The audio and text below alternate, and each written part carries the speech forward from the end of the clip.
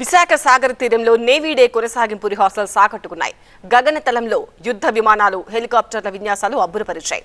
సముద్రంలో చిక్కుకున్న సైనికులను కాపాడే దృశ్యాలు గగురుపాటుకు గురి చేశాయి.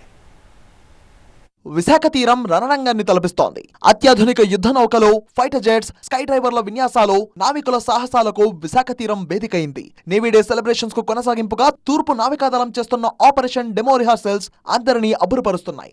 శత్రు దుర్భేద్యమైన నావికాదళ శక్తి సామర్థ్యాల ప్రదర్శన ప్రతి నేవీ డే రోజు జరుగుతూ ఉంటుంది. ఆపరేషన్ డెమో పేరిట ప్రతి ఏటా విశాఖలో నేవీ ఉత్సవాలు జరుగుతాయి. విద్యుత్ అలంకరణల మధ్య సాగే ఈ యుద్ధ విన్యాసాలు సందర్శకులను సంభ్రమాశ్చర్యాలకు గురిచేస్తాయి. దేశంలోని యుద్ధ నౌకలు, ఫైటర్ జెట్స్, విమానాల విన్యాసాలు, జలాంతర్గాముల నుండి కమాండోల సాహస విన్యాసాల ప్రదర్శన వరకు విశాఖ వాసులకు సుపరిచితమే అయినప్పటికీ ఎప్పటికప్పుడు ఇవి కొత్తగా అలరిస్తున్నాయి.